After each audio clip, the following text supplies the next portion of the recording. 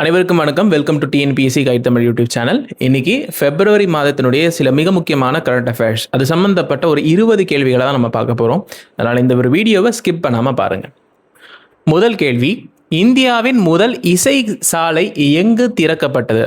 எங்கு திறப்பு அப்படின்னு கேட்டாங்கன்னா, அதாவது மியூசிக் ரோட் இசை சாலை எங்கு திறப்பு அப்படின்னு கேட்டாங்கன்னா அதற்கு மும்பை அப்படின்றது பதில். மகாராஷ்டிரா மாநிலத்தினுடைய தலைநகரான மும்பையில் இந்தியாவினுடைய முதல் இசை சாலையானது திறக்கப்பட உள்ளது. இரண்டாவது கேள்வி, நாட்டில் எத்தனை லட்சம் வருமானம் பெறுவோருக்கு வரி விலக்கு அறிவிக்கப்பட்டுள்ளது? அதாவது இன்கம் டேக்ஸ்லேருந்து எக்ஸப்ஷன் கொடுத்துருக்காங்க இல்லையா கவர்மெண்ட்டு. ஸோ அது எத்தனை லட்சம் வரைக்கும் ஆண்டுக்கு வருமானம் வாங்குறவங்களுக்கு வரி விலக்கு அப்படின்னு பார்த்தீங்கன்னா சுமார் 12,75,000 ரூபாய் வரைக்கும் வாங்குறவங்களுக்கு வருமான வரி விலக்கானது அறிவிக்கப்பட்டுள்ளது. அடுத்து, இந்திய அரசின் மொத்த மூலதன செலவு, அதாவது டோட்டல் கேபிட்டல் எக்ஸ்பெண்டிச்சர் அப்படின்னு சொல்லுவாங்க இல்லையா, மொத்த மூலதன செலவு வந்து இந்திய அரசுக்கு எவ்வளோ, இந்தியன் கவர்மெண்ட்டுக்கு எவ்வளோ அப்படின்னு கேட்டாங்கன்னா அதற்கு 11 லட்சம் கோடி அப்படின்றது பதில். 11,10,10,000 கோடிகள் வந்து இந்திய அரசனுடைய மொத்த மூலதன செலவு.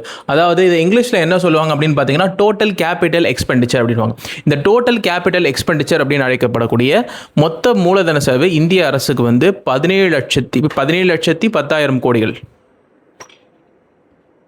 அது அடுத்து 2030க்குள் 8 லட்சம் வீடு இலக்கு நிர்ணயிக்கப்பட்ட அந்த ஒரு திட்டம் என்ன, தமிழ்நாட்டினுடைய அந்த திட்டம் என்ன அப்படின்னு கேட்டாங்கன்னா அதற்கு கலைஞர் கனவு இல்லம் திட்டம். கலைஞர் கனவு இல்ல திட்டத்துக்கு இல்லை, இப்போ கீழே பார்த்தீங்கன்னா 2024-25 2025-26 இந்த கால அளவில் சுமார் வருஷத்துக்கு 1 லட்சம் வீடு அப்படின்ற இலக்கை வந்து எட்டியிருக்காங்க.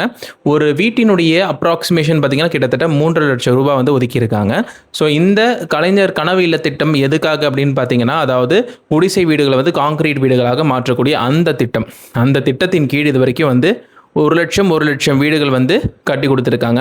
இப்போ 2030ஆம் ஆண்டுக்குள்ளே இது வந்து 30 லட்சமாக இதனுடைய இலக்கானது நிர்ணயிக்கப்பட்டிருக்கிறது தமிழக அரசினால்.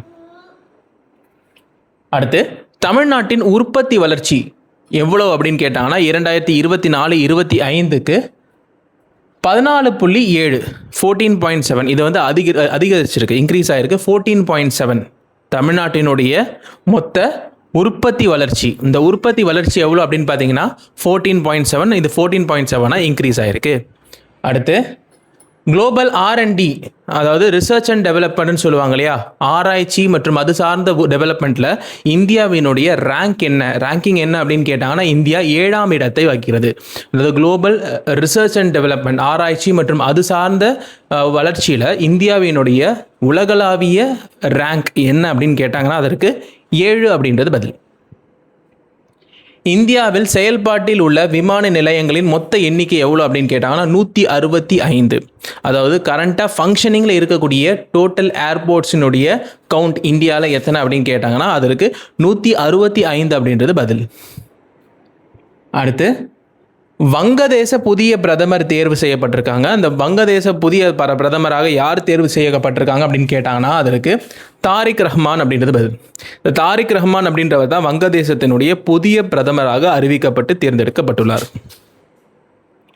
கவுஹாத்தியில் திறக்கப்பட்ட புதிய பாலம் அதனுடைய பெயர் என்ன அப்படின்னு கேட்டாங்கன்னா அதற்கு குமார் பாஸ்கர் வர்மா சேது பாலம். குமார் பாஸ்கர் வர்மா சேது பாலம். இது நம்மளுடைய நாட்டினுடைய பிரதமரான திரு நரேந்திர மோடி அவர்கள் திறந்து வச்சிருக்கிறாரு.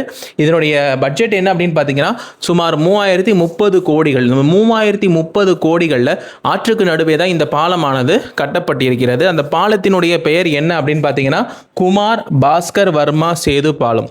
குமார் பாஸ்கர் வர்மா சேது பாலம். இது ஒரு முக்கியமான current affairs. Climate change issues, அதாவது பருவநிலை மாற்றங்கள், அதற்காக ஒதுக்கப்பட்டுள்ள ஜிடிபியினுடைய அளவு என்ன அப்படின்னு கேட்டாங்கன்னா அதற்கு 5.6% அப்படின்றது பதில். சுமார் 3% தான் இதுக்கு முன்னாடி வந்து இந்த கிளைமேட் சேஞ்சுன்னு சொல்லக்கூடிய பருவநிலை காலநிலை மாற்றங்களுக்காக இந்திய அரசானது ஒதுக்கி இருந்தது. இப்போது சுமார் 5.6% அதை வந்து இன்க்ரீஸ் பண்ணியிருக்காங்க இந்த கிளைமேட்டிக் சேஞ்சஸுக்கான அந்த ஜிடிபி அலோகேஷனில். அல்பேனியா நாட்டின் வர்ச்சுவல் மினிஸ்டர், அதாவது வர்ச்சுவல் மினிஸ்டர்ன்றது நமக்கு தெரியும், ஆர்டிஃபிஷியல் மினிஸ்டர். இந்த ஆர்டிஃபிஷியல் மினிஸ்டர் யார் அப்படின்னு கேட்டாங்கன்னா அதற்கு டிஎல்லா அப்படின்றது இந்த டிஎல்லா அப்படின்றது அல்பேனிய மொழியில் சூரியனை குறிக்கும். இந்த சூரியன் அப்படின்ற அந்த அடைமொழியை கொண்ட இந்த டிஎல்லா அப்படின்ற அந்த வர்ச்சுவல் மினிஸ்டர் தான் அல்பேனியாவினுடைய மிக முக்கியமான ஏஐ மினிஸ்டர். இது எதுக்காக அப்படின்னு பார்த்தீங்கன்னா, இந்த ஊழல் சம்பந்தப்பட்ட விஷயம், அது சார்ந்த விஷயங்களை கண்காணிக்கிறதுக்காக, ஆய்வு செய்கிறதுக்காக, அந்த துறைக்காக இந்த ஒரு மினிஸ்ட்ரி ஏஐ மினிஸ்ட்ரியா அல்பேனியா நாடானது அறிவிச்சிருக்கு. இது ஒரு முக்கியமான கரண்ட் அஃபேர்ஸ். ஜெர்மனியில் எங்கு பாதுகாப்பு விவகாரம் தொடர்பான மாநாடு நடைபெற்றது அப்படின்னு கேட்டாங்கன்னா, அதற்கு முனிச் அப்படின்றது பதில். ஜெர்மனியில் முனிச் அப்படின்ற இடத்துல தான் இந்த பாதுகாப்பு தொடர்பான உலகளாவிய மாநாடானது நடைபெறுகிறது. ஒரு முக்கியமான கரண்ட் அஃபேர்ஸ். ஜெர்மனியில் பாதுகாப்பு உச்சி மாநாடு எந்த இடத்துல அப்படின்னு கேட்டாங்கன்னா, அதற்கு ஜெர்மனியில் முனிச் அப்படின்ற இடத்துல அந்த உச்சி மாநாடானது நடந்தது. அடுத்து, கடலூரில் புதிய பூங்காவின் பெயர் என்ன அப்படின்னு கேட்டாங்கன்னா, அதற்கு வள்ளலார் பூங்கா அப்படின்றது பதில். வள்ளலார்ன்றது நமக்கு தெரிஞ்சிருக்கும். வள்ளலார் திருவருட்பாவை அருளிய அருட்பிரகாச வள்ளலாருடைய பெயர் தான் இந்த பூங்காவுக்கு அறிவிக்கப்பட்டிருக்குது. இது கரெக்டாக இந்த பூங்கா எங்கே திறக்கப்பட்டிருக்கிறது அப்படின்னு கேட்டாங்கன்னா, அந்த பூங்காவானது கரெக்டாக கலெக்டர் ஆஃபீஸ், அதாவது கடலூருடைய கலெக்டர் ஆஃபீஸ் இருக்கு இல்லையா, ஆட்சியர் அலுவலகம், அந்த ஆட்சியர் அலுவலகத்துக்கு பக்கத்தில் இருக்கக்கூடிய பூங்காவுக்கு தான் வள்ளலாரினுடைய பெயரானது, திருப்பெயரானது சூட்டப்பட்டுள்ளது. இது ஒரு முக்கியமான கரண்ட் அஃபேர்ஸ். அடுத்து, அனைத்து உலக வள்ளலார் மாநாடு 2026 எங்கு நடைபெற்றது அப்படின்னு கேட்டாங்கன்னா, அதற்கு சென்னை அப்படின்றது பதில். சென்னையில் கீழ்ப்பாக்கில் அனைத்துலக வள்ளலார் மாநாடு 2026 நடைபெற்றது. இதற்கு தலைமை தாங்கியவர் யார் அப்படின்னு கேட்டாங்கன்னா, அதற்கு நம்மளுடைய தமிழக முதலமைச்சரான திரு மு க ஸ்டாலின் அப்படின்றது பதில். இந்த வள்ளலார் மாநாட்டில் நிறைய தீர்மானங்கள் நிறைவேற்றப்பட்டது. அதை குறிப்பாக சொல்லப்போனால், வள்ளலாருடைய பிறந்த தினமான, அதை தொடர்ந்து ஒரு 3 நாட்கள் வள்ளலாரினுடைய சிறப்பு பாடக்கூடிய தினமாகவும், அதே மாதிரி இந்த வள்ளலார் சார்ந்த சபைகள், அந்த திருவருட்பா மற்றும் அதை பரப்பக்கூடிய இந்த அருட்பெருஞ்சோதி தனிப்பெருங்கரணின்னு சொல்லக்கூடிய அந்த சபைகளை அதிகமான அளவுக்கு திறக்கிறதுக்கும், எந்தெந்த இடத்துல திறக்கிறது அப்படின்ற மாதிரியான பல அம்சங்கள் இந்த ஒரு ஃபங்க்ஷனில் நிறைவேற்றப்பட்டது. அடுத்து, இந்தியாவின் முதல் பசு அருங்காட்சியகம் எங்கு அமைக்கப்பட்டது அப்படின்னு கேட்டாங்கன்னா, அதற்கு மதுரா அப்படின்றது. மதுரா அப்படின்றது உத்தரப்பிரதேச மாநிலத்தில் இருக்கக்கூடிய ஒரு முக்கியமான ஒரு இடம். இந்த மதுரால தான் அதாவது பசுக்கள் மற்றும் பசுக்கள் பாதுகாப்பு முதல் பசு அருங்காட்சியகம், பசுக்களினுடைய அருங்காட்சியகம் முதல் முறையாக மதுரா அப்படின்ற அந்த இடத்துல, உத்தரப்பிரதேச மாநிலத்தில் இருக்கக்கூடிய மதுரால தான் தொடங்கப்பட்டது. இது ஒரு முக்கியமான கரண்ட் அஃபேர்ஸ். இதில் பசு மட்டும் இல்லாமல் பாதிக்கப்பட்ட, அதாவது ஆபத்து நிலையில் உள்ள கால்நடைகள், இது சம்பந்தப்பட்ட ஆய்வுகள், அந்த சம்பந்தப்பட்ட அருங்காட்சியகமும் இந்த மதுராவில் இருக்கக்கூடிய இந்த அருங்காட்சியகத்தில் இடம்பெற்றிருக்கு. இது ஒரு முக்கியமான கேள்வி. அடுத்து, எந்த ஸ்டேட்டுக்கு நம்பர் 1 இடம் கிடைச்சிருக்கு? அதாவது எலக்ட்ரானிக்ஸ்னு சொல்கிறது நமக்கு தெரியும். மின்சாதன பொருட்கள், துணி, டெக்ஸ்டைலில், லெதர் ப்ராடக்ட்ஸில் இதெல்லாம் எக்ஸ்போர்ட் பண்ணுறதுல எந்த மாநிலம் முதலிடத்தை வகிக்கிறது அப்படின்னு கேட்டாங்கன்னா, அதற்கு தமிழ்நாடு அப்படின்றது பதில். அதாவது தோல் பொருட்கள் உற்பத்தி, அந்த உற்பத்தி மற்றும் ஏற்றுமதி, அது மட்டும் இல்லாமல் டெக்ஸ்டைல்ஸ், அந்த ஜவுளி, பின்னலாடை, இது சம்மந்தப்பட்ட விஷயங்கள், அது மட்டும் இல்லாமல் எலக்ட்ரானிக்ஸ் ஐட்டம்ஸ், இதில் நாட்டிலேயே முதலிடத்தை பிடித்த மாநிலம் என்ன அப்படின்னு கேட்டாங்கன்னா, அதற்கு நம்மளுடைய தமிழ்நாடு அப்படின்றது அதனுடைய பதில். இது ஒரு முக்கியமான ஒரு கேள்வி. அடுத்து, புலம்பெயர்ந்த தமிழர் நலன் சார்ந்த வலைதளம் திறக்கப்பட்டிருக்கு. அந்த வலைதளத்தினுடைய பெயர் என்ன அப்படின்னு கேட்டாங்கன்னா, அதனுடைய பேர் தமிழர் தடம் அப்படின்றது. அந்த தமிழர் தடம் அப்படின்ற அந்த ஒரு வலைதளம் தான் புலம்பெயர்ந்து வாழக்கூடிய தமிழர்களுக்காக கொண்டு வரப்பட்ட ஒரு முக்கியமான ஒரு வலைதளம். அந்த வலைதளமானது புலம்பெயர்ந்த தமிழர்கள் அவர்களுடைய எண்ணங்கள், அவர்களுடைய பிரச்சனைகள், அவர்கள் சார்ந்த விஷயங்களை கொண்ட அந்த முக்கியமான முன்னெடுப்புகளை கொண்ட அந்த ஒரு வலைதளம். இது ஒரு முக்கியமான கரண்ட் அஃபேர்ஸ். அதாவது மதுரையில் பார்த்தீங்கன்னா ஒரு முக்கியமான ஒரு மேம்பாலம் கட்டப்பட்டிருக்கு. அந்த மேம்பாலத்திற்கான பெயர் என்னவா அறிவிச்சிருக்காங்க அப்படின்றது நமக்கு பெரும்பாலானவருக்கு தெரிஞ்சிருக்கும். தெரியாதவங்களுக்காக சொல்றேன். நேதாஜி சுபாஷ் சந்திர போஸ் அவர்களுடைய பெயரானது அந்த மேம்பாலத்திற்கு சூட்டப்பட்டுள்ளது. அந்த மேம்பாலத்தினுடைய லென்த், அதாவது டிஸ்டன்ஸ் எந்த அளவுக்கு இருக்கு அப்படின்னு பார்த்தீங்கன்னா, சுமார் 1.3 கிலோமீட்டருக்கு இருக்கு. 1.3 கிலோமீட்டர்ஸ் மட்டும் இல்லாமல் இது சுமார் 213 கோடி செலவுல கட்டப்பட்டுள்ளது.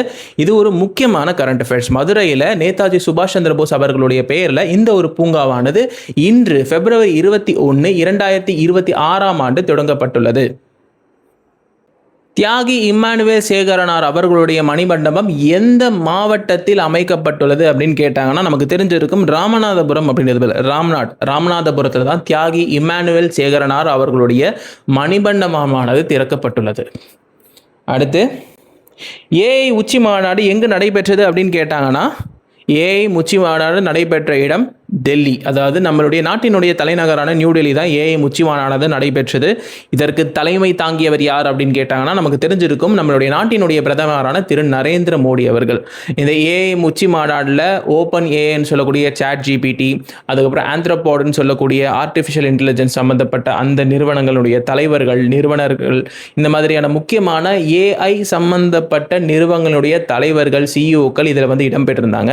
இந்த உச்சி மாநாட்டில் நிறைய ஆர்டிஃபிஷியல் இன்டெலிஜென்ஸ் சம்பந்தப்பட்ட விஷயங்களும், அதனுடைய பரிணாம வளர்ச்சிகளும், அதனுடைய தேவைகளும், அதனுடைய பயன்களும் மிக விரைவாக வெகு வேகமாக எல்லாருக்கும் போய் சேரக்கூடிய அளவுக்கு டிஸ்கஸ் செய்யப்பட்டது.